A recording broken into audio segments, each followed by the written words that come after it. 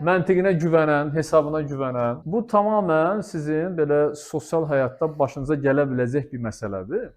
Belə bir sual verim mən sizə. Yəni bu sırf sizin məntiqinizi belə inkişaf elətdirməkdən ötürü. Görün kim fikirləşib bir şey deyər. Həmişə oğlanlardan verirəm misal, indi qızlardan verirəm. Tutaq ki, siz üçünüz getmisiniz, hara deyim, getmisiniz nə bilim burada, KFC olsun.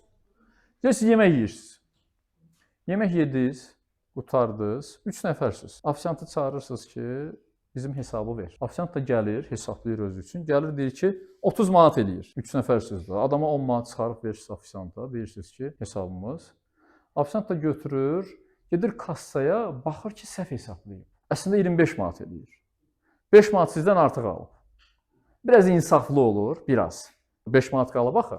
25 manatını qoyur kassaya. O 5 manatdan 2 manatını götürür qoyur cibinə. Gətirir hərənizə 1 manat pul qaytarır. Aydın oldu bura kimi? İndi neçə manat vermiş oldun? 9 manat. 9 manat, 9 manat. 3'ü bir yerdə nə qədər eləyir?